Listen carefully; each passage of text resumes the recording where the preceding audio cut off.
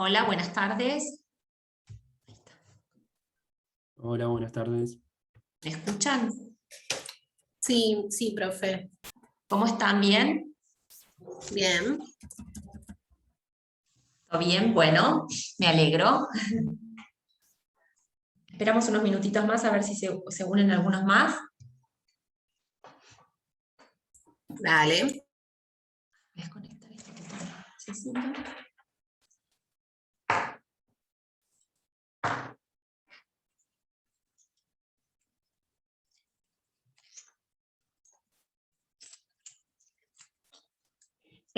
Vamos a seguir con juicio ejecutivo. ¿Se acuerdan que la clase pasada quedamos en la sentencia de trance y remate, sí?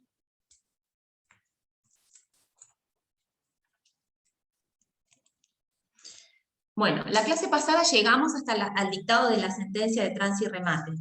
¿Se acuerdan que vimos toda la parte de excepciones y hasta que el juez dicta o, digamos, lleva adelante la sentencia? También hablamos de que esa sentencia, si bien no tenía establecida una forma puntual, tal cual ustedes conocen respecto de qué tipo de sentencia es, lo cierto es que en la medida en que se hubiesen opuesto excepciones, es necesario que el juez trate estas excepciones en la sentencia y por lo tanto es muy probable la sentencia se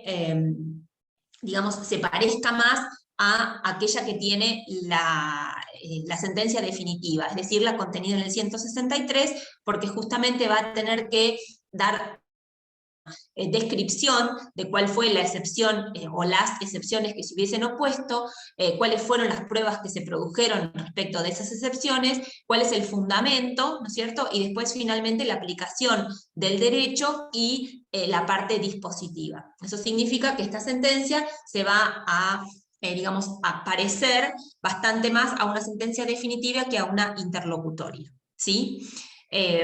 También podría ocurrir que no se hubiesen opuesto excepciones y entonces la sentencia, como dijimos la clase pasada, es una sentencia sencilla donde no hay una descripción de hechos o circunstancias, sino simplemente ante la inexistencia de oposición de excepciones, el mandar a llevar adelante la ejecución hasta tanto se pague al acreedor. Es decir, nuestra sentencia se limita exclusivamente a la parte dispositiva, ¿sí? Porque no necesita el juez hacer un recuento de cuáles fueron los acontecimientos del expediente. ¿Estamos? Bueno, tengan en cuenta que frente a la sentencia de trance y remate, vamos a ver la posibilidad de apelación. La sentencia de trance y remate es apelable. ¿Cómo es apelable esta sentencia?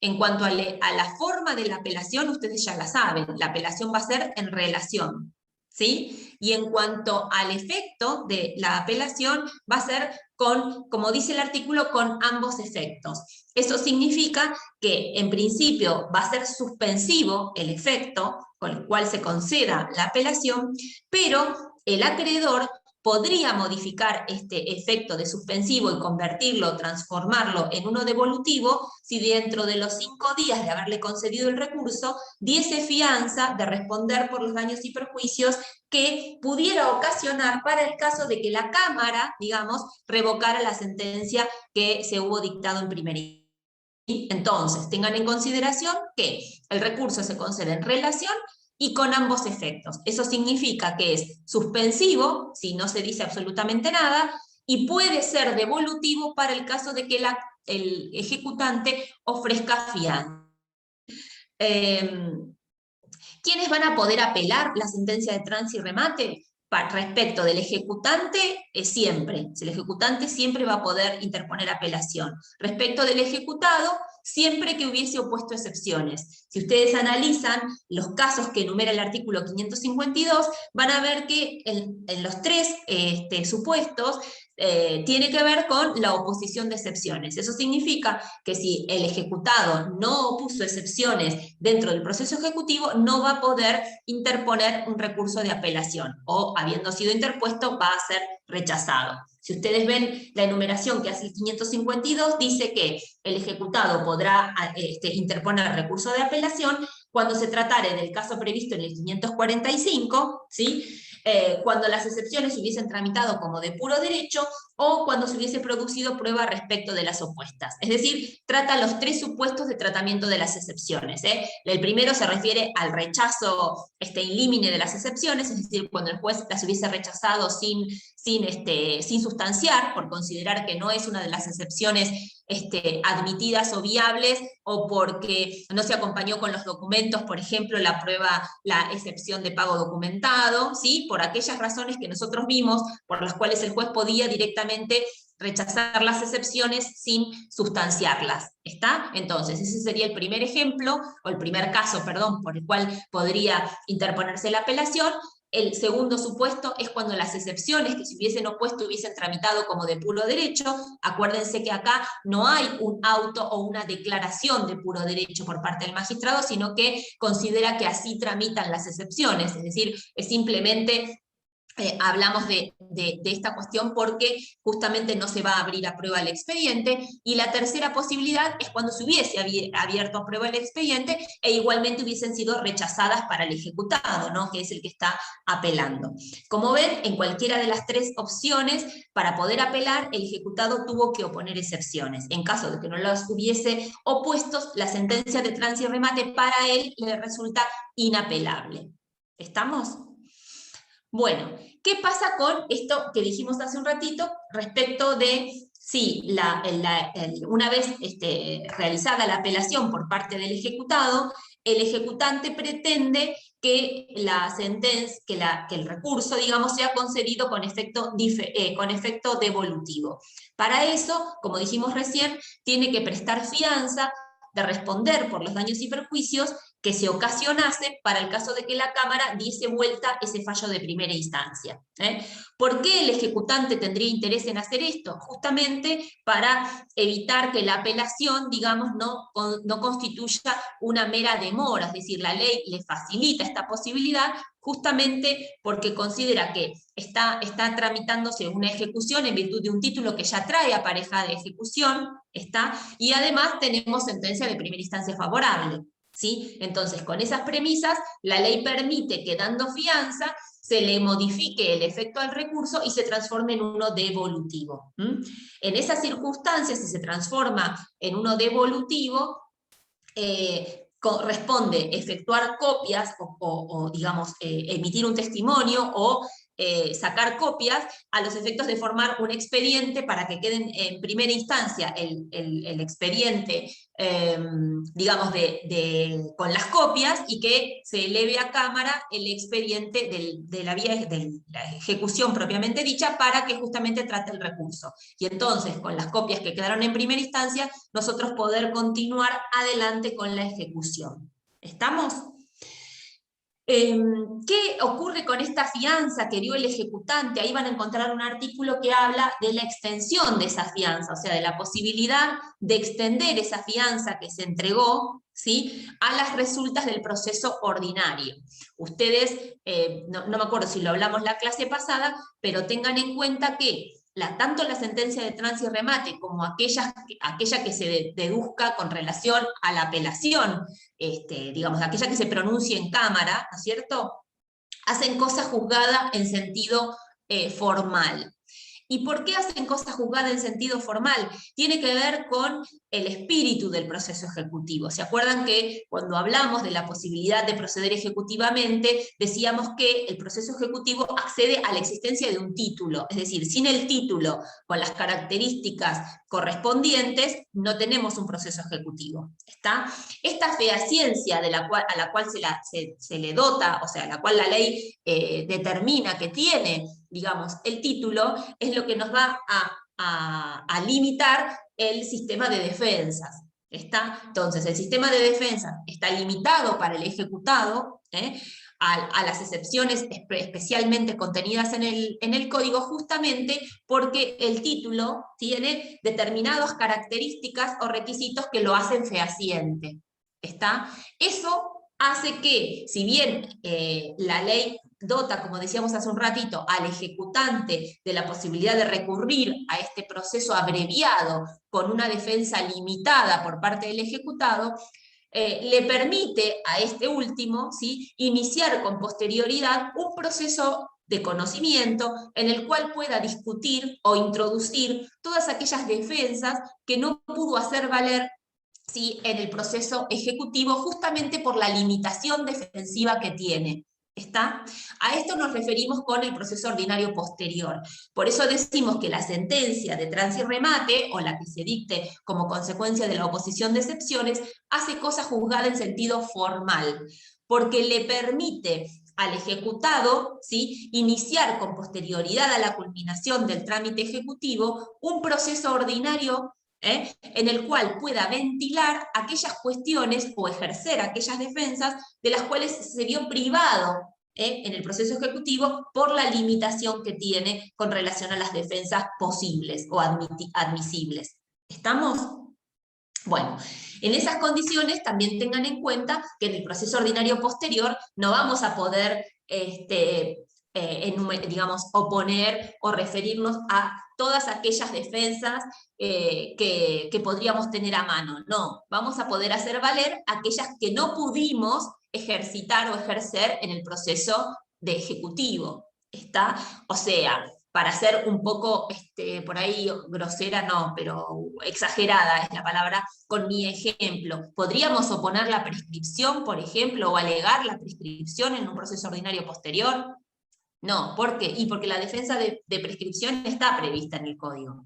¿Sí? Podríamos alegar la cuestión respecto de que el que nos está ejecutando no es el legitimado activo para hacerlo, o no soy el legitimado pasivo. No, tampoco, porque de acuerdo a lo que vimos la clase pasada, eso lo podemos alegar a través de la excepción de inhabilidad de título. ¿Está? Entonces, ¿de qué defensas vamos a poder alegar en el proceso ordinario posterior? Como dije, aquellas de las cuales me vi privado y que tienen que ver con la composición del saldo, la composición de la deuda, la creación del título, ¿sí? ¿Por qué las razones jurídicas o de hecho por las cuales se celebró ese contrato o se realizó, se confeccionó ese título? Esas son las cuestiones que yo voy a poder hacer valer en el proceso ordinario. Entre otras, no sé, el abuso de derecho, no sé, alguna otra defensa que ustedes no pudieron hacer valer en el proceso ejecutivo, ¿sí? Y cuando se refiere el código a esto de la extensión de la fianza, a lo que se refiere es a la posibilidad de que esa fianza que dio el ejecutante para poder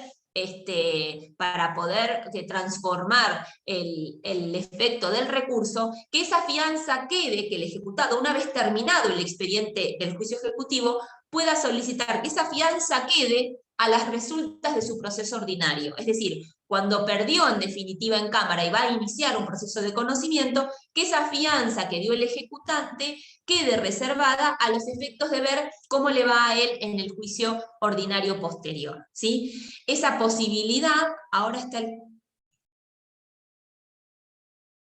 Ay, no entendía, Yelén, háblame.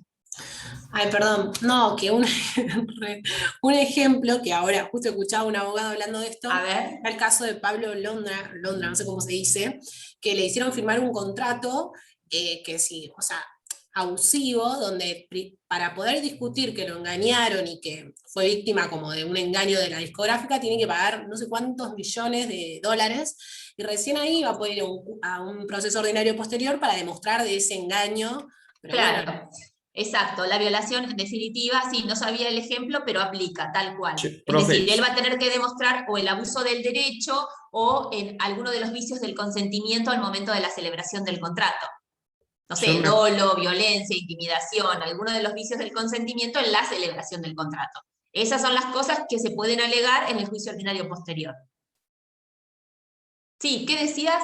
Que yo me acuerdo Roques. que el doctor Verdi nos había dicho que en la práctica lo que se suele hacer es que el ejecutado, cuando va a, digamos, a iniciar un proceso ordinario posterior, hace el depósito y después embarga, digamos, el dinero que puso, para asegurarse de que, por ejemplo, el ejecutante no se lo va, qué sé yo. No disponga, decís vos. Claro. Sí, podría solicitar, podría solicitar que esa fianza que dio para, si eso ocurrió, para modificarle el efecto al recurso, quede a las resultas del proceso ordinario, ¿sí? O podría también, como te dijo el doctor Verdi, solicitar un embargo sobre los fondos que tuvo que depositar con motivo del proceso ejecutivo. Sí podría solicitarlo. De todas maneras, habrá que ver si el juez se lo da o no se lo da, porque no deja de ser un embargo preventivo. O sea, olvídate, ya ahí no tenés un juicio ejecutivo, sino que tendrías un embargo preventivo, y como es un juicio ordinario, de conocimiento, después verás si ordinario o sumario, o sumarísimo, pero bueno, no me imagino un sumarísimo, sino un ordinario y sumario. La realidad es que vas a tener que acreditar ahí sí las condiciones de la medida cautelar. ¿Se entiende? Porque por ahí alguno de los presupuestos en las medidas cautelares no lo tenés, y entonces no, porque acá vos no tenés un título ejecutivo, vos querés iniciar un proceso ordinario posterior. Para determinar un embargo o cualquier otra medida cautelar, vas a tener que acreditar los requisitos de las medidas cautelares, los presupuestos, ¿no? Verosimilitud del derecho, peligro en la demora. ¿Está? Que no le pasa lo mismo al ejecutante, porque tiene un título. Acuérdense que hablamos de que el ejecutante digamos, el título hacía presumir la existencia de los presupuestos. No es necesario acreditar un presupuesto distinto a partir del título. Incluso podíamos pedir una medida de embargo, por ejemplo, con anterioridad al mandamiento de intimación de pago y embargo. ¿Se acuerdan que lo hablamos, lo charlamos? Pero Bueno, una consulta para ver si entendí bien. Entonces, esta fianza, la finalidad primera es cambiarle el efecto al recurso. Exacto. Pero después se le da la posibilidad para usarlo en gastos de que si resultare vencido el ejecutante en el proceso de... Claro, a las resultas del ordinario posterior. Es decir, es como la fianza que dio para cambiarle el efecto al recurso, le pido al juez que la deje a las resultas del juicio ordinario que yo voy a iniciar. O sea, hasta la finalización del juicio, ¿sí? Del segundo proceso, digamos, el proceso de conocimiento. En ese caso, como condición, tengo que iniciar el proceso de conocimiento dentro de los 30 días. ¿Sí? ¿Para qué? Porque si no dejo la fianza ahí embargada por siempre. Por eso es que tiene un plazo. Tengo que iniciar el proceso dentro de los 30 días, como máximo. Está el juicio ordinario posterior. Y esa fianza obviamente se cancela si no inicio el proceso dentro de los 30 días, o si en definitiva recurro al proceso de conocimiento e igual me va mal, e igual lo pierdo. ¿Estamos? Pero Profesora, una consulta. perdón. Sí, escucho. No. ¿Quién me iba a preguntar? ¿Marianela? No. No, las dos. No, Agustina. Sí, Bien. dale. No, quería, entonces, ninguna de las defensas, el de las excepciones que se pueden plantear en el Ejecutivo, si me las deniegan, no, en el caso de que las denieguen, no las puedo puedes volver repetir a plantear. No. en el ordinario. Bien. No vas a poder alegar ninguna de las excepciones, es decir, o aquellas que pudiste haber alegado. Estamos hablando de algo que te olvidaste, como decíamos hace un rato. Después te das cuenta que podrías haber, por ejemplo, opuesto una compensación, pero no lo podés hacer. Claro, Porque no, era yo una hablo del excepción caso viable. de haberlas planteado y que me las hayan denegado.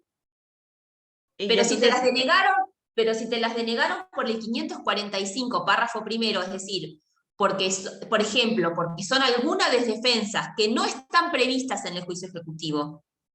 ¿Está bien? Que no están previstas en el juicio ejecutivo. Suponete que alegaste abuso de derecho o vicios del consentimiento. Vos le pusiste el nombre que quisiste, le pusiste el nombre de inhabilidad de título, pero en realidad en el contenido vos tratabas un abuso de derecho, o tratabas, como recién hablábamos con Ayelen, un vicio en el consentimiento. Eso lo vas a poder plantear. Ahora, Sí. si vos lo que dedujiste fue un pago, por ejemplo, pago parcial, y lo que hiciste fue no acompañar los documentos, eso no lo podés volver a alegar. Bien, eso quería. Terminó rechazando las excepciones porque no acompañaste el recibo, eso no lo podés volver a alegar. ¿Por qué? Porque Bien. la excepción de pago estaba prevista, o sea, la posibilidad de defensa la tenías, no la usaste, Bien. o la usaste mal. Mal, claro, perfecto. Gracias.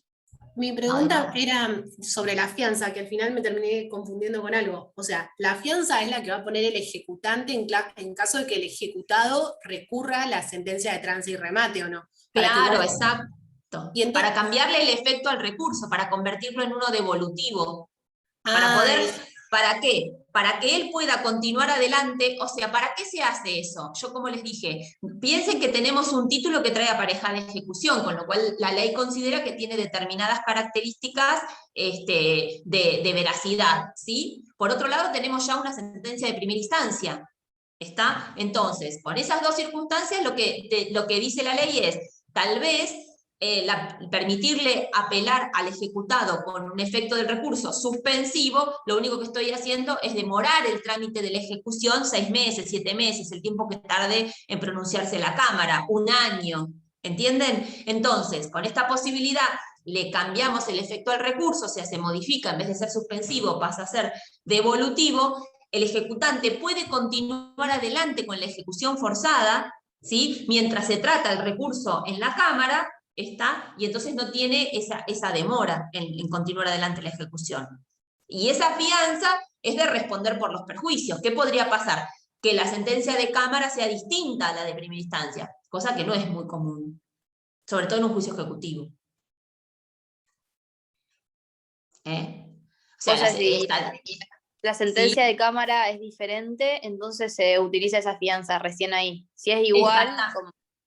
Exactamente, dependiendo de hasta dónde haya llegado con la ejecución el ejecutante, digamos, se utiliza la fianza que ha dejado para, digamos, resguardar o responder por los daños y perjuicios que ocasionó la ejecución anticipada, si se quiere, de la sentencia de primera instancia, porque la sentencia de primera instancia no estaba firme. Es lo que siempre nos pasa con el recurso concedido con efecto devolutivo. Y en caso de que la sentencia de Cámara, sí, rara vez pasa, pero en caso de que le dé la razón al ejecutado, o sea, que cambie. Sí, que cambie, que modifique. Ahí es lo que te decía, digamos, depende de hasta dónde haya llegado el ejecutante con su ejecución, ¿sí? Si lo embargado era dinero y ya cobró, lo más probable es que el juez en la fianza le haya solicitado como fianza para cambiarle el efecto al recurso algo, digamos, lo suficientemente costoso como para resguardar el importe del crédito. ¿Entendés? Pero la puede Entonces apelar. el ejecutado lo que puede hacer es cobrarse, digamos, de la fianza. ¿Y puede apelarla? No, ya no. ¿Qué cosa? ¿El efecto del recurso? No, de apelar la sentencia de Cámara. ¿Y hay apelación de la sentencia de Cámara? No, por eso. Por eso, ¿qué podrías hacer con la sentencia de Cámara? Y El doctor meter del Cerro, si no nos mata. Extraordinario. Claro, exacto. Podrías interponer un recurso extraordinario. Pero acá tenés un problema con el recurso extraordinario. ¿Que cuál sería? Pensá un poquito, ya que estamos, dale. Como si fuera un examen. ¿Qué problema tendríamos con relación a la sentencia de Cámara en un juicio ejecutivo con el recurso extraordinario? No podría, ¿no? Claro, ¿por qué no podrías? Porque no es para juicios ejecutivos. Claro, exacto. El recurso extraordinario no, digamos, en la medida, a ver, no se da uno de los requisitos fundamentales, y es que sea sentencia definitiva. ¿Por qué no es sentencia definitiva? Porque hace cosas juzgadas en sentido formal. Lo que estamos hablando, como es posible reparar el daño a través de un proceso, de otro proceso de conocimiento, si bien por distintas razones, en principio, no cabría la posibilidad del recurso extraordinario. ¿Está? ¿Por qué? Y porque hace cosas juzgadas en sentido formal. Ahora, ¿cabría la posibilidad, digo, por excepción, de un recurso extraordinario en un juicio ejecutivo? Sí, la respuesta es sí. ¿Respecto de qué cuestiones? De aquellas en las cuales la sentencia sea definitiva. Hay cuestiones respecto de las cuales la sentencia es definitiva, no hace cosas juzgadas en sentido formal. Por ejemplo, si hubiese tratado la prescripción. Ahí no hay discusión posible después. ¿Sería viable, por excepción, que la Corte acepte un recurso extraordinario? Y sí sería viable. ¿Por qué? Porque a los efectos de la prescripción es definitiva. O sea, tiene la característica de sentencia definitiva. ¿Sí? Porque acuérdense ustedes que los recursos extraordinarios proceden contra sentencias definitivas o aquellas asimilables a definitivas, que son aquellas en las cuales se decide algo respecto de lo cual no hay discusión posible en lo posterior. O sea, no solamente sentencia definitiva, sino asimilable a definitiva. Asimilable a definitiva es aquella en la cual no, digamos, dictada o resuelta una cuestión por parte de la magistratura, no es posible modificarla a través de ningún tipo de proceso posterior. Por eso decimos que, en principio, no sería viable un recurso extraordinario, pero salvo que se trate de alguna cuestión que hace a las veces de definitiva, o sea, que tiene esto de la definitividad en la decisión, ¿sí? Que no es posible contrariarlo a través de otro proceso o de otro recurso. ¿Está? Bueno, eso para cuando vean recursos extraordinarios.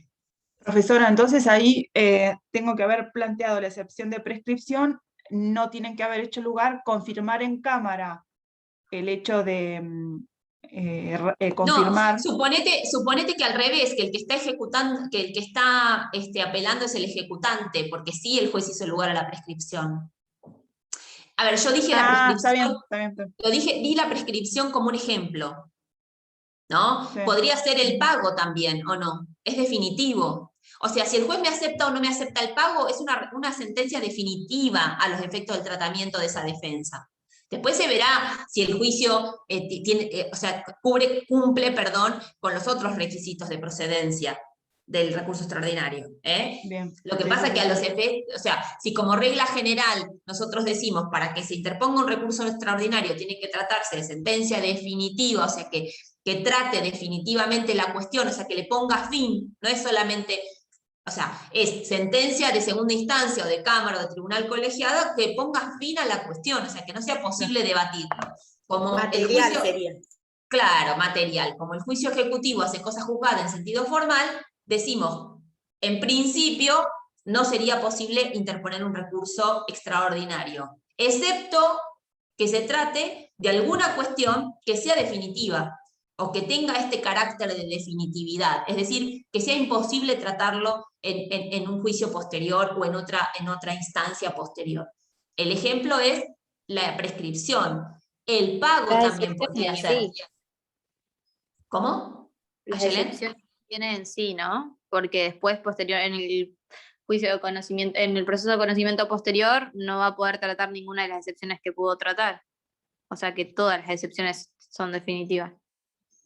Todas las resoluciones de las excepciones son definitivas, perdón. Y por ahí no, o sea, no te puedo decir tan genéricamente porque habría que ver qué fue la excepción, cuál fue la excepción que vos dedujiste, ¿entendés? Y cuál fue el contenido de tu excepción. Tal vez no sea posible. O sea, que quizás no. Digamos, a lo que me refiero es que en aquellas cuestiones en las cuales no es viable, digamos, discutirlo en un proceso posterior. No sé, tendríamos que ver el caso que vos plantees y ver si efectivamente con relación a eso es definitivo lo que se resuelve, ¿sí? Que no es viable discutirlo en un juicio ordinario posterior. No sé quién me preguntó, no sé si Josefina o... Sí, o perfecto. O sea, yo como ejemplo les doy esos porque en definitiva, cuando hablamos, por ejemplo, de la prescripción, no hay discusión posible con posterioridad. ¿Está? O ocurre la prescripción y corresponde que la dicte o no, y en definitiva eso podría ser viable, digamos, un recurso extraordinario. Lógicamente, si se dan los demás requisitos, ¿no es cierto? No solamente el de sentencia definitiva. Bueno, entonces vimos la extensión de esta fianza para el caso en que el ejecutado solicitase que esa fianza se extienda hasta la finalización del juicio ordinario posterior. Como dijimos, esta fianza queda cancelada en el caso de que el ejecutado no inicie el proceso ordinario posterior dentro de los 30 días y también quedará cancelada en el caso de que pierda, digamos, la demanda, ¿no? Bueno, en cuanto a la posibilidad de apelar, como vimos recién, en cuanto a la totalidad del proceso ejecutivo, nosotros podríamos distribuir, digamos, o ver tres etapas distintas en el proceso ejecutivo, que cuáles serían aquellas que ocurren con anterioridad a la sentencia de trance y remate. Lo que establece el código es que aquellas cuestiones que podrían ser apelables y que ocurran con anterioridad a la sentencia de trance y remate, si bien el recurso se puede conceder, como siempre, en relación, el efecto va a ser diferido. Es decir, con anterioridad a la sentencia de trance y remate, el efecto es diferido. ¿Eso por qué? Para que justamente evitar que en un proceso acortado, como es el proceso ejecutivo, evitar que el expediente pueda ir a cámara cada vez que alguna de las partes, o cuando alguna de las partes interpone un recurso en el interregno entre la iniciación del proceso y la... ¿cómo es? Y la sentencia de trance y remate, ¿sí? Entonces, aquellas apelaciones que se hubiesen concedido con anterioridad a la sentencia de trance y remate son con efecto diferido. Excepto una sola, porque no tendría sentido, ¿no? Que es aquella que rechaza in limine la ejecución. Cuando a nosotros nos rechazan in limine la ejecución, acuérdense que el juez, dijimos que cuando se inicia la demanda ejecutiva, tiene un análisis de admisibilidad, es decir, de ver si es uno de los títulos contenidos en la ley, si es un título completo, etc. Bueno, si con motivo de ese análisis de admisibilidad el juez termina rechazando la ejecución, in limine, es decir, sin liberar el mandamiento de intimación de pago y embargo, en ese caso, como no tendría sentido que fuera diferida la apelación, rige el principio general, que es el que rige para la sentencia de trance y remate, que es en relación y con efecto suspensivo, ¿sí? En los demás casos es con efecto diferido. Quiere decir que se difiere el tratamiento de la apelación para el momento en que el expediente va a la Cámara con motivo del tratamiento del recurso de apelación que se interpone contra la sentencia de trance y remate. ¿Está?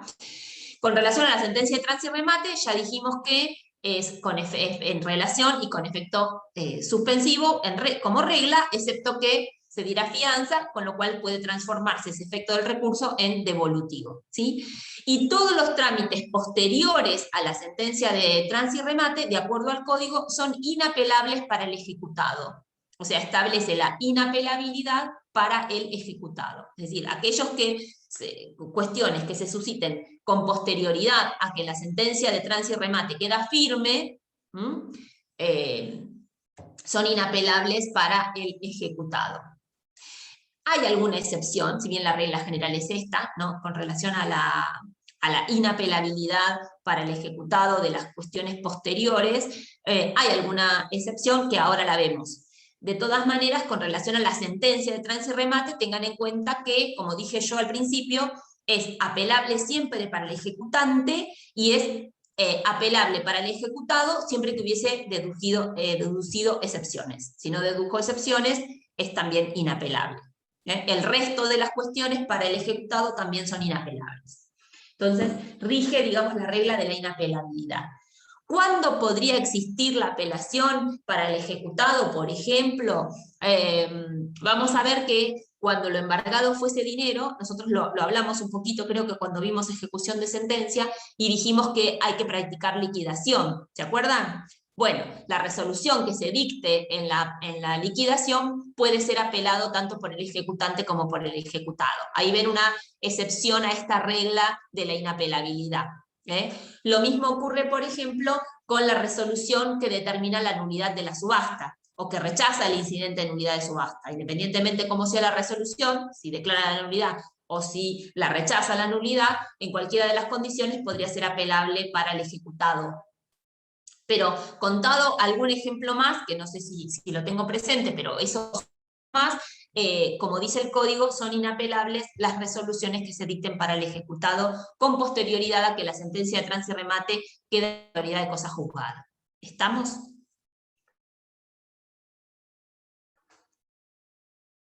O sea, son todos los procedimientos que se lleven a cabo para cobrar una vez que esté la sentencia. Ah, perfecto. Exacto. Lo que hablamos, ¿viste? Cuando nosotros hablamos de ejecución propiamente dicha, porque digamos, hasta acá tenemos un proceso digamos, de conocimiento limitado, ¿está? Pero la ejecución propiamente dicha va a arrancar ahora, es decir, cuando la sentencia de remate pasa en autoridad de cosa juzgada. Ahora empieza la ejecución real. Hasta Claro, ahora una lo que vez. hicimos fue claro, la intimación de pago, él se defendió, abrimos a prueba, se dictó la sentencia, él la apeló, la Cámara la confirmó, ¿está? Entonces es un proceso con conocimiento limitado, pero en definitiva de conocimiento. A partir de ahora comienza la ejecución propiamente dicha. Bueno, entonces por eso digo que estos trámites son inapelables los que continúan inapelables para el ejecutado.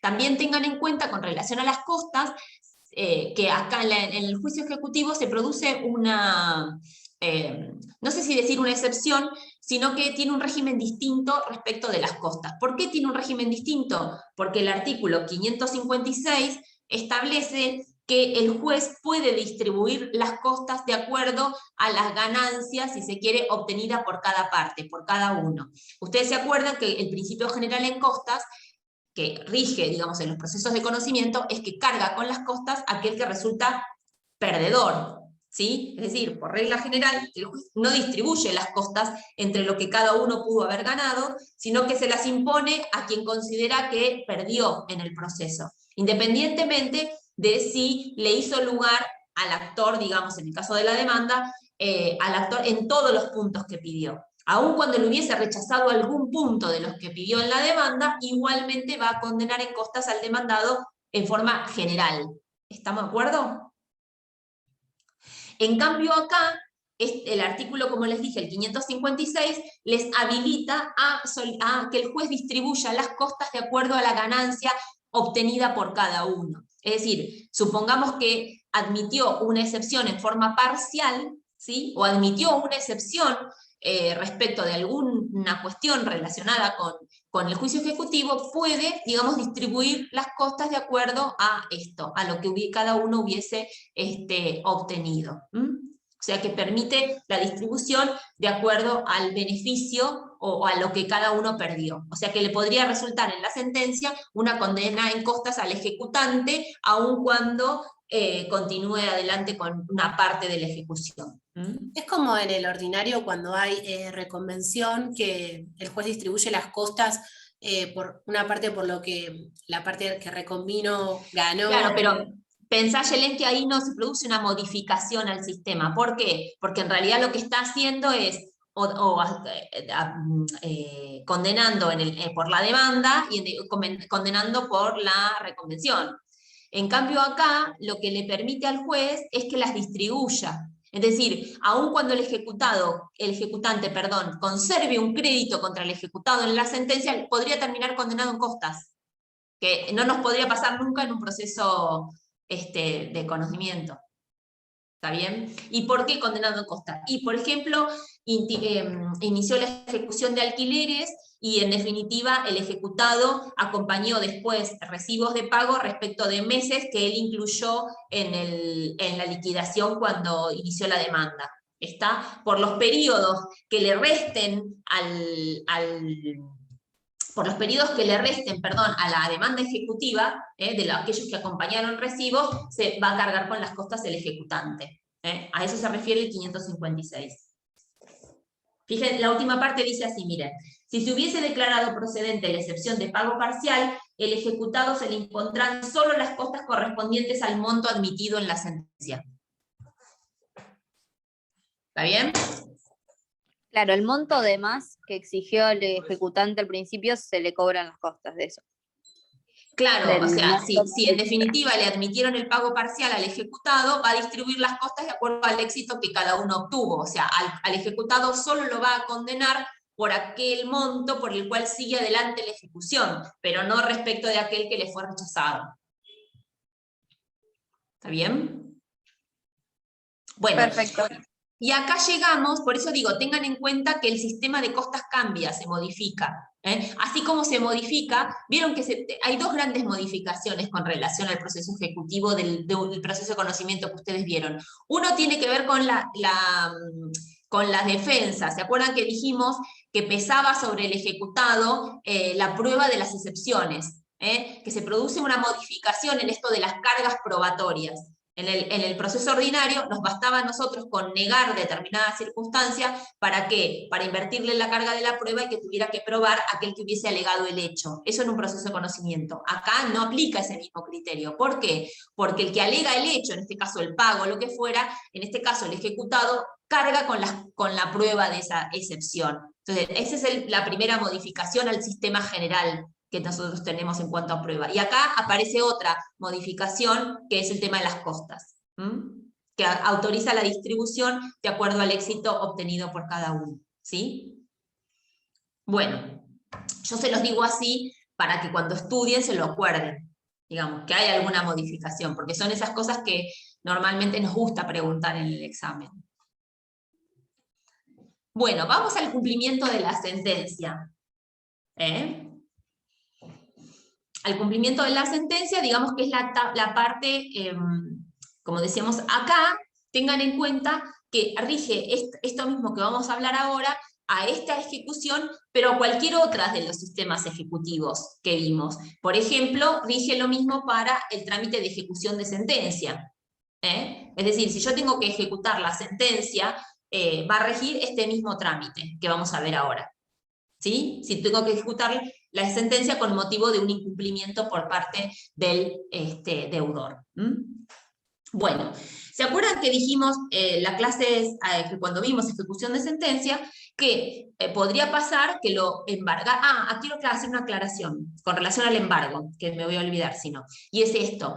Acuérdense que en el juicio ejecutivo dijimos que el embargo podía ser, digamos, haberse decretado con anterioridad al mandamiento de intimación de pago y embargo, ¿sí? Habíamos hablado que podía decretarse o sea, iniciar la demanda ejecutiva y solicitarle al juez un embargo directamente que anotarse sobre los registros y no que ese embargo tenga que realizarse en la casa del deudor, ¿se acuerdan? Puede el embargo ocurrir al momento del mandamiento, puede ocurrir en cualquier trámite del proceso, ¿sí? Hasta el momento de la sentencia. O también podría ocurrir que el embargo no hubiese acontecido en el juicio ejecutivo, ¿sí? Que no hubiese acontecido y sea necesario a partir de ahora. ¿Eso qué quiere decir? Que si yo trabé con un embargo anterior, ese embargo ejecutivo ahora se transforma en ejecutorio, ¿sí? Si yo no trabé ningún embargo anterior, ahora, digamos, para poder continuar, sí o sí tengo que trabar un embargo. ¿Por qué? Y porque si no tengo qué cosa ejecutar, no tengo manera de convertir en líquido aquello que el crédito que se está reclamando, ¿sí? Aún incluso cuando fuera dinero lo que voy a embargar, ¿sí? Necesariamente tengo que embargar para poder hacer el trámite y poder, en definitiva, pagarle el crédito al acreedor. ¿Está? Entonces, en el juicio ejecutivo, como dijimos, el embargo pudo no existir hasta este momento, pero no hay manera de seguir adelante una vez que la sentencia de trance y remate pase en autoridad de cosa juzgada, no hay manera de seguir adelante sin un embargo. Distinto era lo que nos pasaba en la ejecución de sentencia, que ya no podíamos ni siquiera citar de venta al deudor si no teníamos un embargo, ¿se acuerdan? Yo les dije, la sentencia pasó en autoridad de cosa juzgada, por ahí practiqué liquidación en el juicio ordinario o un juicio sumario, ¿está? Y para poder citar de venta al deudor de los bienes embargados tengo que embargar, si no, no puedo continuar adelante con la ejecución. En el juicio ejecutivo, en realidad se podía seguir un poco más adelante, porque como no tengo una sentencia previa, sino un título, ¿sí? Existe toda la etapa de conocimiento abreviado respecto del título. Pero una vez que llegué a la sentencia de trance y remate, no puedo seguir adelante sin un embargo. Por eso muchas veces ustedes van a ver que hablan, esperen que voy a cerrar porque me da el sol. Así. Por eso muchas veces ustedes van a ver que hablamos de embargo preventivo, ejecutivo, ejecutorio. En realidad no deja de ser el mismo embargo, que no sufre ninguna modificación en cuanto a su constitución, es decir, no es que es menos importante un embargo preventivo que un ejecutivo, un ejecutorio, ni tiene menos injerencia en el patrimonio del deudor, no. A los efectos legales, digamos, si la fuerza del embargo es la misma. Lo que cambia, y por eso la llamamos distinto, es que nos va a dar la etapa procesal en la que estamos. ¿Se entiende? En un embargo preventivo, por ahí estamos en un proceso de conocimiento donde pedimos una medida cautelar como preventiva, pero no tenemos una sentencia, ¿sí? En un embargo ejecutivo, estamos claramente en un juicio ejecutivo a través de un mandamiento. Entonces eso nos va a permitir saber en qué etapa procesal estamos. Estamos en una medida de mandamiento de intimación de pago, a ese se le llama embargo ejecutivo. Y cualquiera de los dos puede transformarse en un embargo ejecutorio. ¿Por qué? Y porque avanzó el proceso ejecutivo o el proceso de conocimiento y llegamos a la etapa de ejecución propiamente dicha, es decir, a la subasta, y entonces ese embargo que nació siendo embargo preventivo o ejecutivo va a pasar a ser ejecutorio. ¿Está? De todas maneras, no hay un auto judicial que dice se transforma el embargo preventivo a ejecutorio. No necesita una orden, porque vuelvo a decir, digamos, jurídicamente no hay ninguna diferencia, es el mismo embargo. Está, lo que nos permite, al llamarlo distinto, es darnos cuenta de la etapa procesal, digamos, del proceso en la que estamos.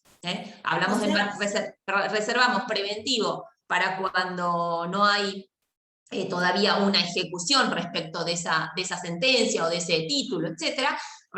Hablamos de ejecutivo cuando se hace en un proceso ejecutivo a través del mandamiento de intimación de pago y embargo, y hablamos de ejecutorio en la etapa final, ¿no? Cuando estamos para ejecutar ya directamente la sentencia. Y entonces, acá tengan en cuenta que si no trabamos embargo hasta ahora en nuestro juicio ejecutivo, no nos queda otra que recurrir al embargo para poder continuar adelante. La forma de la traba del embargo, las mismas que vimos las clases pasadas, aun cuando fuera un ejecutorio. En el domicilio del deudor, si son bienes muebles que se encuentran en su poder, a través de oficios, si es un mueble registrable, un inmueble, un bien inmueble, a través también de oficios o mandamientos, o dependiendo del lugar en el que se encuentre el bien, y qué tipo de bien es el que voy a embargar. Sí, dale, Ayelen. No, para cerrar en mi cabeza, cuando vimos lo que era el proceso de ejecución, que vos nos habías dividido, la ejecución de sentencias, el proceso ejecutivo propiamente dicho, etc., ¿sería como que acá se vuelven a encontrar todos? Sí. Ok. Así es más, tanto el apremio como la ejecución hipotecaria y la prendaria, que por ahí vemos la clase que viene, el proceso de ejecución propiamente dicho es el mismo. Acá se vuelven a juntar, digamos, el proceso de ejecución, que es la subasta, es aplicable a cualquier forma de disponer de los bienes del deudor a los efectos del pago del crédito. ¿Sí? Bueno, dijimos, si lo embargado era dinero, ¿no? Si lo que le embargamos al deudor era dinero que estuviese, porque podría ser que hubiera estado visiblemente en una cuenta bancaria de su titularidad, o bien que lo hayamos encontrado de alguna manera y hayamos abierto una cuenta en el Banco de la Provincia de y él se hubiese depositado, ¿no?, en esa cuenta el dinero que fuera embargado. Ustedes saben que en ese caso el 557 habla de un pago inmediato, es decir, pareciera que inmediatamente, pasada en autoridad la sentencia de cosa juzgada, se hace pago al acreedor. La realidad es que eso no es del todo así. ¿Por qué? Y porque en principio falta practicar la liquidación. Ustedes piensen que seguramente entre que el título pasó en mora, desde que el título estuvo en mora hasta el momento de la sentencia, que en autoridad de cosa juzgada ha pasado un tiempo, a veces hasta largo tiempo, ¿sí? A veces no y a veces sí. Eso evidentemente generó intereses, con lo cual la liquidación, por más chica y ajustada que fuera, hay que practicarla porque, digamos, no hay forma sino de tener el crédito exacto del acreedor. Con lo cual, lo primero que vamos a hacer es practicar la liquidación. ¿Tá? La liquidación, acuérdense que comprendía, como hablamos las clases anteriores, la parte de los gastos judiciales que se hubiesen tenido, todo lo que tenga que ver con tasa de justicia, sobretasa, algún costo en la inscripción de la medida cautelar que se hubiese trabado, etc. ¿Sí? Bueno, intereses y obviamente el capital. Practicada la liquidación, se le va a correr traslado al ejecutado por el plazo de 5 días. ¿Sí? El ejecutado ahí puede o hacer observaciones a la liquidación o consentirla. ¿Está? Si la consiente, el juez seguramente apruebe esa liquidación de acuerdo a lo que practicó el acreedor. Y digo seguramente, sin decir que el juez lo hará en forma lisa y llana, ¿por qué? Porque la liquidación ustedes acuérdense que, creo que lo hablamos también, tiene que ser practicada de acuerdo a los lineamientos que hubiese dado el juez en la sentencia, incluso en la sentencia de trance y remate. Por ejemplo, cuando fija la tasa de interés aplicable.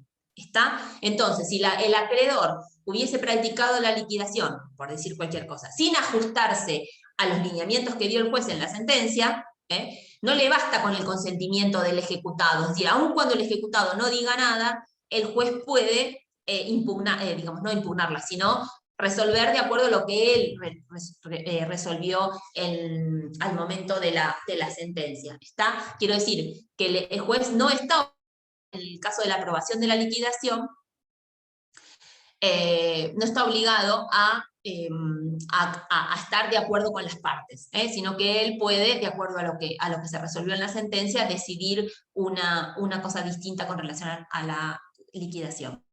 Eso tengan en cuenta si el ejecutado no dice nada. Si el ejecutado impugna la liquidación o practica una nueva o establece lineamientos distintos para practicar liquidación, de la impugnación deducida se vuelve a correr traslado al ejecutante. En realidad digo, se vuelve no porque al ejecutante todavía no se le corre traslado nunca, pero digo, se corre un nuevo traslado al ejecutante. Es decir, del ejecutante va al ejecutado, el ejecutado impugna, vuelve al ejecutante. Esos traslados son por 5 días. Una vez contestado el traslado por el ejecutante, el juez resuelve si aprueba la liquidación o no la aprueba. ¿Está? Si el juez, una vez que aprueba la liquidación, tampoco ahí en forma inmediata va a estar el pago, como dice el 557. ¿Por qué? ¿Qué nos va a faltar en nuestra ejecución?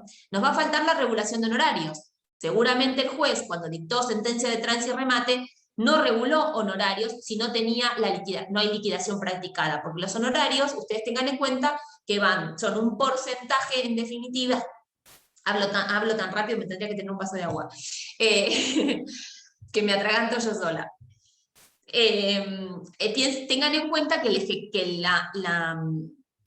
como dije recién, es muy probable que en la sentencia de trance y remate todavía no tengamos una suma fija o establecida, ¿sí? Entonces, que sea necesario, digamos, practicar la liquidación para que el juez tenga entonces el monto del juicio y con eso regular honorarios, dado que los honorarios, como ustedes saben, son un porcentaje del proceso que se esté llevando a cabo y dependiendo de las etapas que se hubiesen cumplido, ¿sí? Entonces, practicar liquidación, regulación, una vez firme la liquidación, se van a regular los honorarios profesionales. Regulados los honorarios profesionales, firme los honorarios profesionales, ahí sí recién se va a pagar al acreedor. Para lo cual, previamente se van a deducir aquellas cuestiones que tengan que ver con los gastos de justicia, que si hubiesen ocasionado, los aportes previsionales, los honorarios del abogado, y a partir de ahí el pago al acreedor con lo que hubiese quedado, o en definitiva si se cumplió con el total del crédito. ¿Está? Entonces, por eso digo, si bien el 557 habla de pago inmediato, la realidad es que no es así en la práctica. Primero hay que practicar liquidación, regular honorarios y después aparece esto del pago al acreedor. Me habías hecho una pregunta, Yelén, espera, porque voy a pasar de tema. Acá es donde, si no hace el ejecutante, la puede hacer el ejecutado. La liquidación, sí. Digamos, en esta etapa le corresponde al ejecutante realizarla, pero si no lo hace, la puede hacer el ejecutado. En realidad no está acá previsto, está previsto en la etapa de ejecución de sentencia. ¿Te acordás? Con la sentencia definitiva. O sea, cuando la sentencia definitiva pasa en autoridad de cosa juzgada, previo a la iniciación de la ejecución, el ejecutante puede practicar liquidación dentro del término de 10 días de dictada la sentencia. De quedar firme la sentencia. De no hacerlo el ejecutante, lo puede hacer el ejecutado justamente porque en el mientras tanto le corren intereses. Por eso él tiene la posibilidad de hacerlo. Y lo mismo, si bien esto no está contenido acá, sino en el trámite de ejecución de sentencia, no considero que lo mismo puede aplicarse en esta instancia. Porque cada día que pasa, el ejecutado paga intereses. Tiene interés, digamos. Claro, me gusta un montón lo de la ejecución de sentencia y como que todo el tiempo estoy haciendo... No, está muy bien, pero para que yo te lo digo, ahora no sé si me voy a acordar, porque en total tengo el código acá.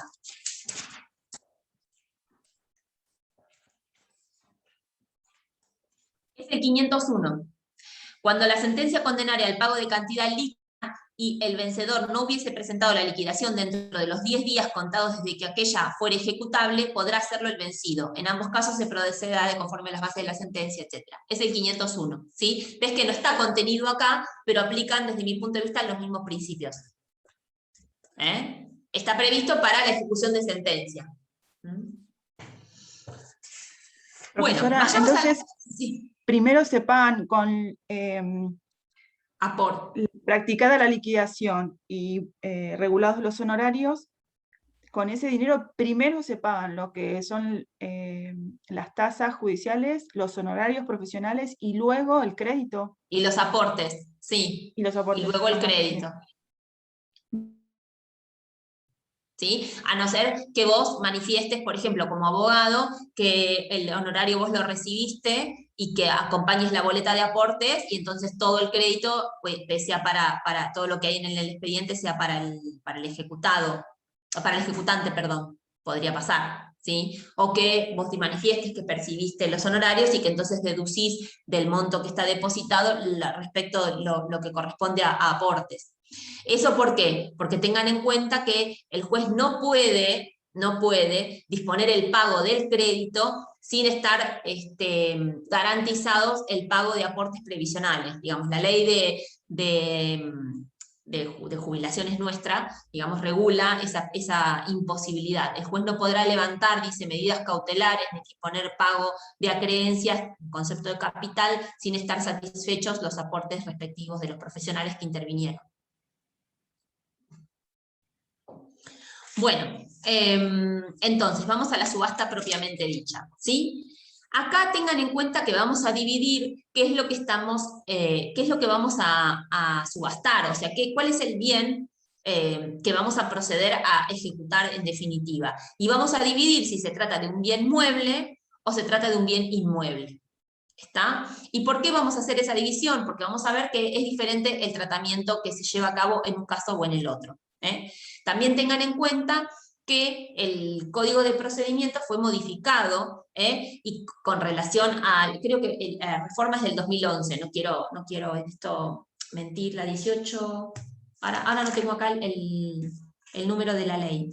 Pero lo digo por si alguno tiene un código viejo. ¿Por qué? Porque en la redacción anterior del Código de Procedimiento, la subasta se hacía en forma presencial, o sea, como gran dimensión podemos decir que lo que ocurría con anterioridad es que la subasta se realizaba en forma presencial, en un lugar que determinaba en definitiva el martillero, que en muchas ocasiones podía coincidir con algún lugar de venta en subastas o incluso con el colegio de martilleros, ¿sí? Se disponía de un salón grande donde digamos, se convenía a las personas que iban a ofertar, pudieran directamente presentarse, sin ningún otro requisito, en forma personal, en ese lugar en el que se hubiese dispuesto para la fecha y la hora de la celebración de la subasta, y simplemente ofertaran un X precio, ¿no? Y a partir de eso se instrumentaba, digamos, la venta, ¿no? O sea, de un bien mueble, de un bien inmueble, en definitiva, las características eran las mismas. La reforma lo que introduce es que deja de hacerse la subasta presencial, es decir, método de subasta, esta subasta que se realiza en un acto único en presencia del martillero, sino que lo que vamos a tener es un proceso, es un procedimiento. ¿Por qué digo esto? Porque la subasta no va a tener un acto único, público y enfrente de todos, sino que se va a llevar a cabo a través de un procedimiento que dura, digamos, incluso para la posibilidad de las ofertas, hasta 10 días. ¿Está? Entonces, ya no vamos a tener un acto único, sino que va a ser un procedimiento que se extienda en el tiempo. Y no va a ser a través de la presentación personal en un lugar determinado, sino que va a ser a través de la puja, se va a realizar a través de Internet. Para eso, a diferencia de lo que ocurría antes, lo vamos a ver con detenimiento, pero yo para que ustedes se ubiquen en forma general, antes nos bastaba con concurrir a la sala en la cual se llevaba a cabo la subasta y ofertar, sin necesidad de identificarnos más allá de con nuestro DNI. En cambio acá vamos a ver que para evitar algún tipo de intromisión o de que, que pretenda participar cualquier persona que no está registrada o que no se sepa de quién se trata y demás, la Suprema Corte habilitó un sistema por el cual para poder presentarse a alguna subasta hay que registrarse en forma previa. Es decir, yo hoy por hoy, por ejemplo, no estoy registrada, con lo cual no podría participar de ninguna subasta. Para poder hacerlo, necesito registrarme en ese sistema con datos que me solicitan respecto, obviamente, personales y, digamos, de actuación, y a partir de eso se confecciona un registro, y entonces a partir de estar inscripta en ese registro, voy a poder participar en lo sucesivo de subastas. De lo contrario, no voy a poder participar, justamente porque la subasta se va a llevar a cabo a través, como digo yo, de métodos electrónicos, ¿sí? Y también, en vez de realizarse en un único acto frente a un público determinado, lo que va a hacerse es que se lleva a cabo a través de un procedimiento donde se abre un plazo por el cual se puede ofertar y se determina el horario de cierre y el día de cierre. Y durante el interín, digamos que dura el plazo de apertura de la subasta, yo puedo ofertar tantas veces quiera, es decir, no tengo limitación en cuanto a la posibilidad de ofertar. Lo puedo hacer en cualquier momento hasta esos 10 días, dentro de esos 10 días. Entiendo que para nosotros es un cambio y una revolución, porque somos del siglo pasado, por lo menos del siglo pasado. Para ustedes es una cosa que al revés, es habitual. Bueno, yo he visto varios sistemas ahora de subastas y demás, o sea que ustedes están más acostumbrados a esto de la posibilidad de registrarse o de participar. Hoy en día hay en cualquier diario, no sé si alguna vez vieron o participaron en lo que fuera, pero hoy hay un montón de cuestiones que se venden en subastas, a partir de subastas electrónicas. Claro, ahí me están mandando, actualmente están haciendo esta, muy bien, ¿ves? ¿Qué están subastando? Cajas, botellas, vino, champán secuestradas en aduana. Me reinteresa. Era hoy a partir de las 12, la subastaba FIP, un montón de ¿Viste? cajas. Claro, tal cual. Pero aun cuando no fueran judiciales, no sé si esta es judicial o es administrativa, la tuya. Pero digo, el sistema es el mismo, eso quise significar. Por eso digo que ustedes están habituados, porque hoy en día no solamente judiciales, hay muchas subastas o muchas ventas en subastas. De hecho, muchas veces yo veo el diario que publica sitios de internet en los cuales se realizan subastas, por ejemplo, de automotores, ¿vieron?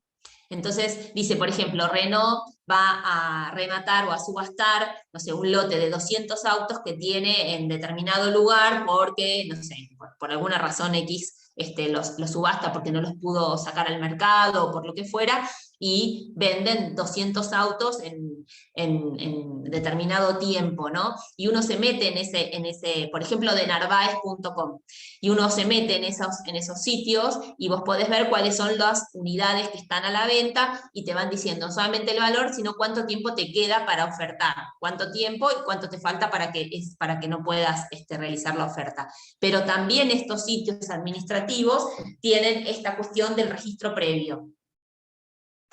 Incluso algunos, como este que les acabo de comentar de narvaez.com, el registro previo debe ir con el pago de un determinado, el depósito de un determinado canon para poder participar de determinadas subastas, no es que sean todas, pero hay subastas de las cuales sí o sí hay que depositar. Bueno, lo mismo o algo parecido vamos a ver qué nos ocurre a nosotros con nuestro registro. ¿Por qué? Porque vamos a ver que hay bienes, como por ejemplo los muebles, que no va a ser necesario depositar nada para poder participar de la subasta, y hay otros bienes, como los inmuebles o los muebles registrables, que para poder participar de la subasta necesitamos hacer un depósito. ¿Y para qué se hace ese depósito? Justamente para evitar que cualquiera quiera participar, digamos que no se convierta en un juego, ¿no? No sé si soy clara en lo que voy. Es decir, la idea es que el que participe de la subasta verdaderamente esté interesado y no lo haga simplemente o para elevar el monto del bien que se está vendiendo, o que no sea para molestar o para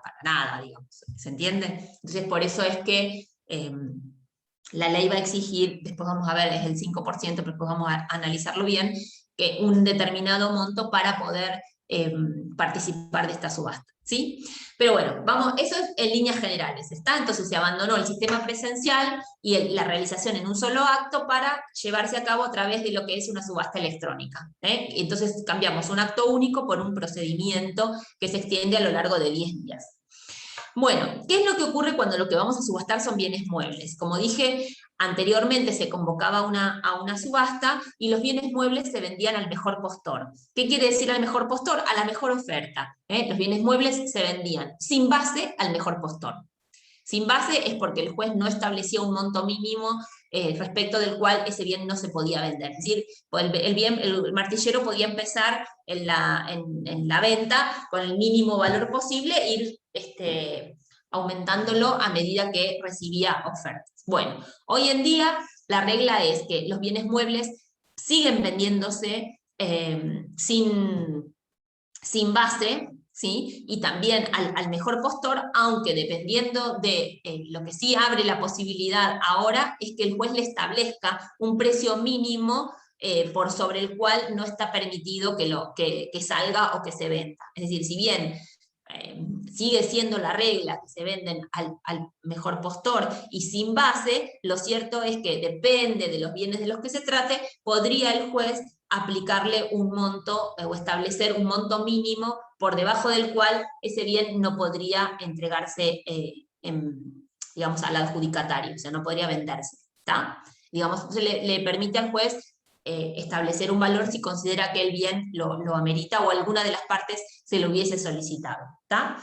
Bueno, entonces, si lo embargado fuesen bienes muebles, el juez va a ordenar la venta de esos bienes en una pública subasta, ¿sí? Para eso va a dictar un auto que no es el auto de subasta propiamente dicho. ¿Por qué? Y porque vamos a ver que hay algunos recaudos que deben solicitarse con anterioridad.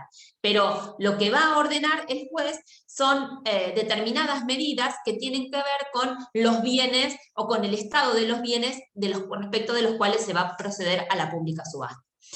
La primera cuestión es que va a ordenar justamente la venta y va a dar las condiciones de la venta. En este caso, como estamos con bienes muebles, va a ser, como dijimos recién, sin base y al contado, ¿tá? Sin base, al contado y a la mejor oferta. Aunque, como dije yo hace un ratito, podría, por excepción, establecerse un piso sobre respecto del cual no podría bajarse o no podría venderse. En esa misma resolución le va a requerir al deudor que manifieste si los bienes que fueron embargados en el momento del mandamiento reconocen algún otro embargo o algún otro gravamen. ¿Para qué le va a pedir?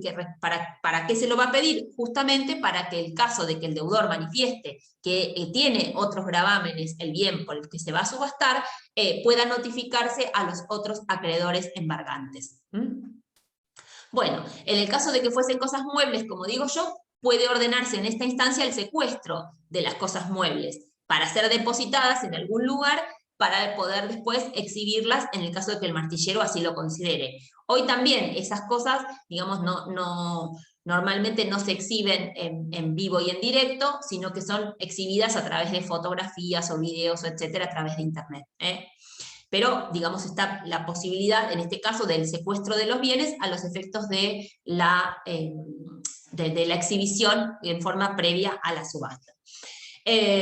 También, digamos, en el caso de que se trate de bienes muebles registrables, porque acá estamos solamente con muebles, pero si fueran muebles registrables, en forma previa a este auto, digo en forma previa, ¿por qué? Y ahora lo voy a aclarar. En forma previa a este auto, deberíamos solicitar, o en este mismo auto judicial, el juez va a solicitar se libre oficio, el registro de la propiedad respecto del bien mueble del que se trate, a efectos de que establezca quién es el titular registral del bien y si ese bien tiene alguna otra medida, embargo, o reconoce algún privilegio respecto de algún acreedor. ¿Sí? ¿Eso para qué? Y por lo que dijimos recién, si le requerimos al deudor que manifieste quiénes son si tiene otros embargos anteriores el bien, lo mismo nos pasa con los bienes muebles, registrables. Pero no se lo vamos a preguntar al deudor, sino que se lo vamos a preguntar al registro. ¿Por qué? Y porque los embargos en los muebles registrables se inscriben. ¿Está? Entonces, vamos a solicitar un informe de dominio y en el informe de dominio nos va a surgir si ese bien tiene otros embargos o tiene algún crédito privilegiado.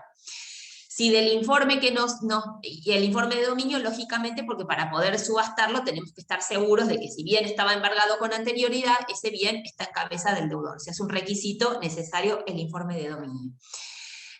Informado por parte del registro, el informe de dominio, si de lo que dice el informe surgen otros embargos o un crédito privilegiado, el juez debe ordenar que se notifique a esos embargantes, a esos jueces que embargaron o a ese juez que está tramitando la ejecución prendaria, para que tome nota de que en este juicio, en este proceso ejecutivo, se va a proceder a la subasta. ¿Está?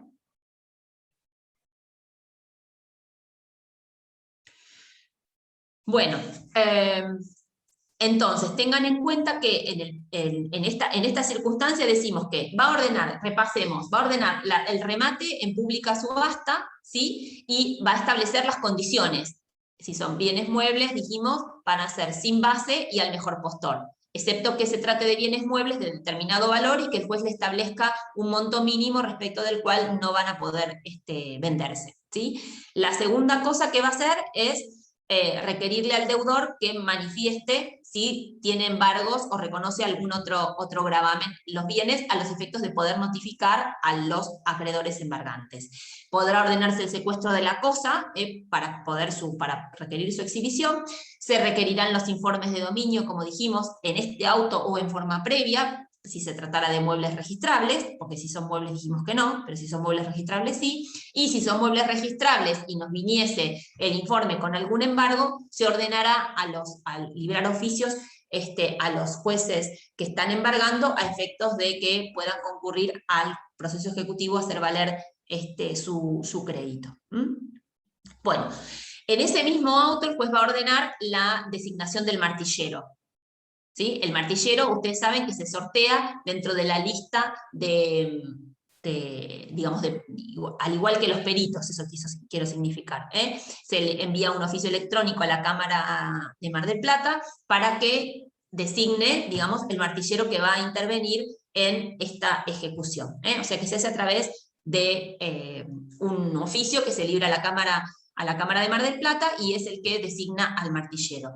Tengan en cuenta que el martillero, corre las mismas, se realiza igual que nos pasa con los peritos, es decir, una vez que se le notifica de su designación, tiene 3 días para la aceptación del cargo, ¿sí? Y puede ser recusado o puede excusarse en las mismas condiciones que se puede recusar a un magistrado o puede excusarse un magistrado. Entonces, rigen para el martillero las mismas cuestiones de recusación o de excusación que rigen para los jueces. ¿Estamos? Pero bueno, entonces dijimos, tiene 3 días para presentarse y aceptar el cargo. Una vez aceptado el cargo, el martillero va a proponer seguramente la fecha de la subasta. Y en ese caso va a solicitar, si no se ordenó ya, el mandamiento de secuestro de los bienes. El mandamiento de secuestro de los bienes va a ser, diligenciado por el martillero. El que realiza el trámite del mandamiento de secuestro habitualmente es el martillero, que puede ir acompañado del abogado, del ejecutante o no. ¿Sí? Bueno, una vez entonces designado el martillero, va a proponer la fecha de la subasta y, como dijimos recién, va a pedirle al juez, si no lo ordenó ya, el mandamiento de secuestro. Una vez propuesta la fecha de la subasta, aceptada por el juez, en un auto en el cual dispone la fecha en la cual se va a realizar la subasta, a partir de ahí se ordena la publicación de los edictos. Porque antes de eso no teníamos la fecha, ¿sí? Se ordena la publicación de los edictos. Estos edictos se van a publicar en un diario de la zona o en el boletín oficial.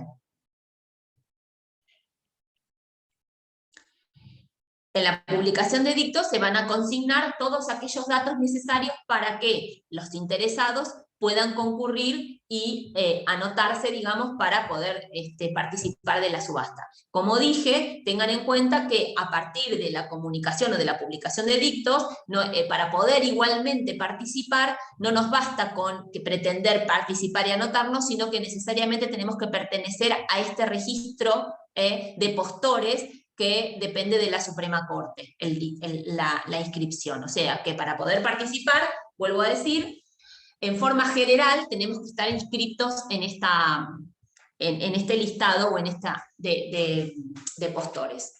Este listado de postores que Profesora, habilita la Suprema Corte. Sí. La publicación de edictos es por un día, Por 3. por 3 días. Gracias. Esta publicación aclaro esto, excepto que los bienes no fueran de valor económico suficiente, ¿sí? Entonces, si los bienes fueran de escaso valor económico, podríamos solicitar la publicación por un solo día. Pero en líneas generales es por 3, excepto que, bueno, como digo, tuvieran un valor económico que no, digamos, de escaso valor económico, con lo cual para evitar los costos o gastos puedan publicarse por uno. Bueno, entonces tengan en cuenta que entonces en el edicto van a colocarse, ¿alguno vio un edicto judicial en un diario? ¿Sí? Bueno, si no, los invito a que lo vean, o sea, que le presten atención y a que lean alguno, porque en realidad es mucho más fácil leer uno que a veces estar aprendiéndose los requisitos. Cuando uno lo ve, puede visualizar en definitiva cómo va a ser o cómo es. Bueno, en ese caso tengan en cuenta que el edicto va a tener que tener todos los detalles o el detalle de cada uno de los elementos que sean necesarios a los efectos de que el participante o el oferente, el futuro oferente, pueda participar. Con lo cual no solo va a tener que tener la indicación de cuáles son los bienes que se van a subastar, para ver si le interesa participar o no, va a tener que tener los requisitos, los datos del expediente judicial, donde se está llevando a cabo la ejecución, es decir, la carátula del expediente, el número del expediente, ¿sí? El juzgado y secretaría donde tramita, está. Va a tener que tener la fecha de iniciación de la subasta y la fecha de culminación de la subasta, ¿sí? Las condiciones de venta, es decir, en este caso, como estamos hablando de bienes muebles, dijimos que eran sin base y al mejor postor, o sea, todas esas condiciones, o si tuviese una condición de venta especial, qué sé yo, imaginemos que lo que se está subastando es un cuadro costoso, muy probablemente el juez no lo saque sin base. Entonces el juez le establezca un precio, como dijimos hace un ratito, sin el cual no se vendería. Bueno, eso es lo que tiene que figurar o constar en el edicto. Se puede realizar propaganda adicional en el caso de que los bienes que se van a subastar fuesen, digamos, tuvieran algún valor económico que lo justificase. En ese caso, lo que se dice es que esa propaganda adicional va a quedar a cargo del ejecutante, excepto que digamos, fuera un monto que no superara el 2% del monto de la subasta y entonces pueda ser solventado por el ejecutado. Pero de lo contrario, será a cargo del ejecutante. El que solicita la propaganda es el que carga con los gastos, digamos, de eso. Bueno, entonces tengan en cuenta que cumplidos con estos recaudos, el juez va a ordenarse entonces en la fecha convenida la apertura a través del sistema electrónico de la posibilidad de realizar ofertas, ¿sí? Dijimos entonces que para poder realizar la oferta, la persona tiene que estar previamente inscrita en este registro de postores. De todas maneras, la ley establece que para el caso de tratarse, yo sigo con muebles, aviso porque después vamos a ver subasta de inmuebles, prefiero dividirlo así, para que no se los mezclen.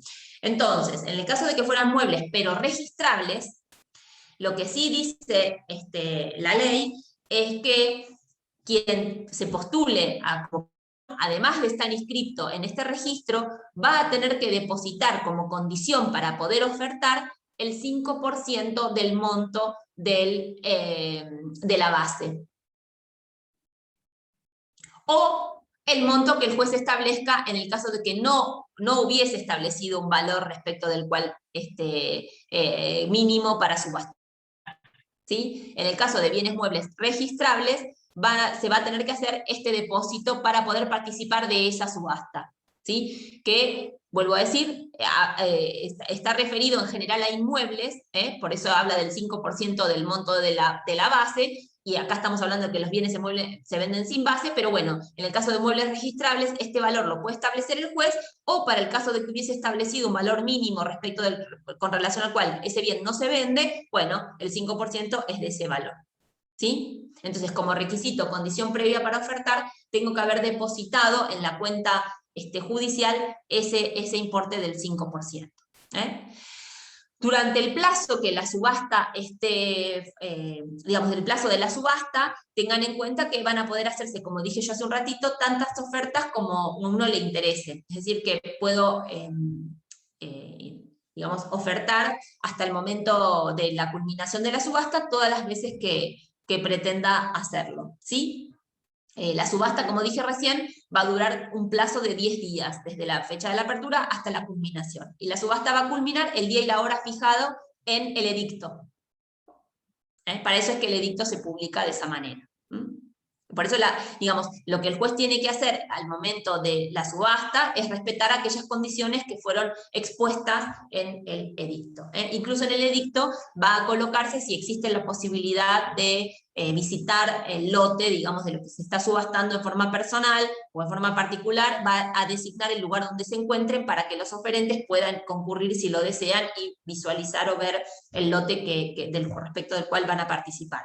De lo contrario, pueden exhibirse a través de Internet y colocarse en la página en la cual están los bienes exhibidos o sacados en fotografías y demás, para que quien los vaya a adquirir pueda visualizarlos.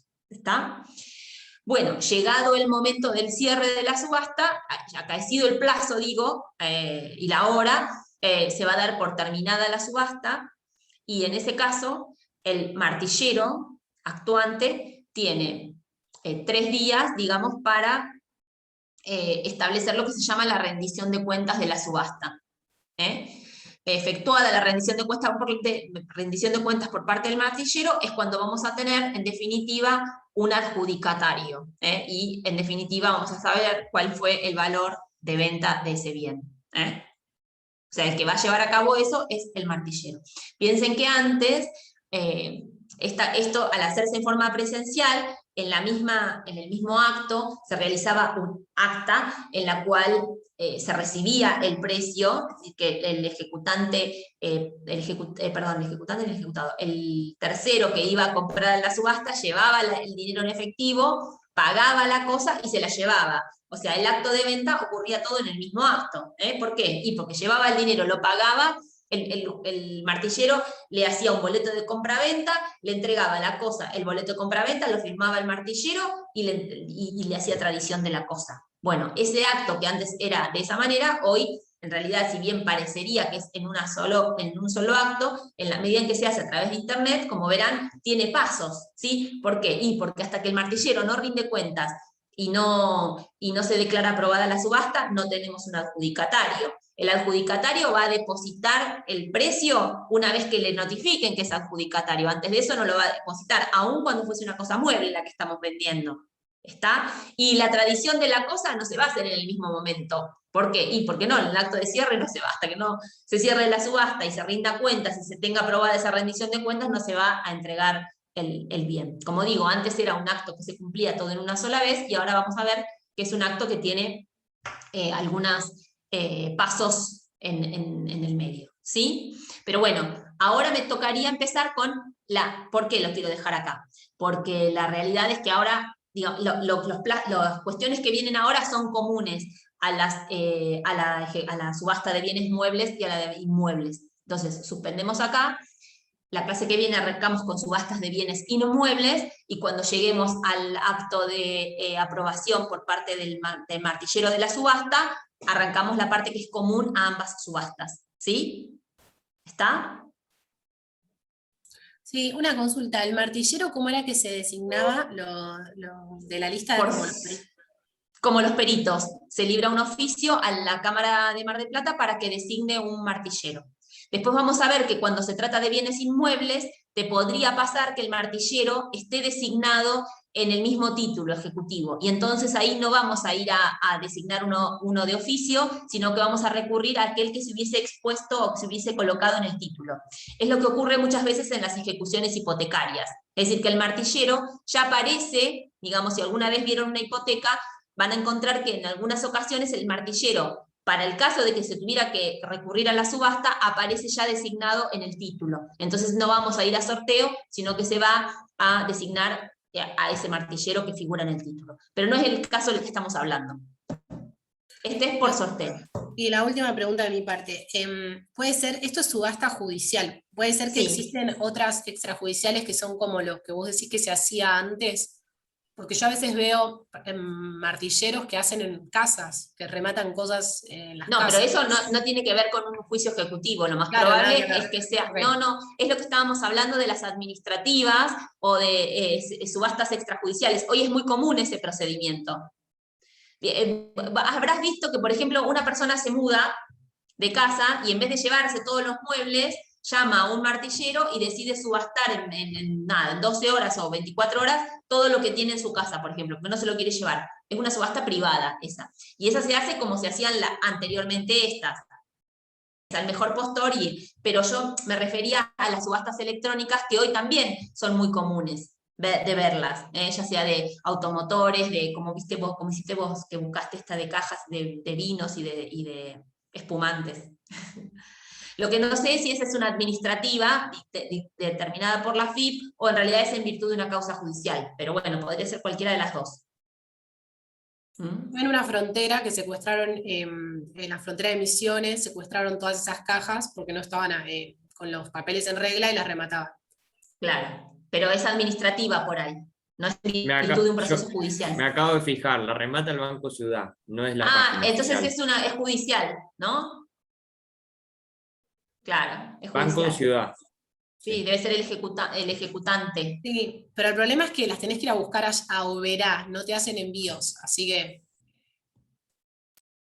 Claro, no nos vale la pena anotarnos. Nos sale muy caro el pasaje y encima con pandemia capaz no nos dejan llegar, ¿o no? No. Bueno, los veo el jueves que viene, ¿eh? Ya el jueves que viene profesora. terminamos. No sé si me queda después alguna clase más, pero seguramente terminemos porque vemos esta parte que no es mucho y voy a darles las diferencias que hay con la ejecución hipotecaria y prendaria, pero me parece que me alcanza toda la clase que viene. ¿Sí? Perfecto. Bueno, y después de última, si nos queda alguna clase, la dejamos de repaso para cualquier cosa del juicio ejecutivo. Bárbaro. ¿Sí? Bueno, Gracias, profesora. los veo. Cuídense. Chao, profe. Chao.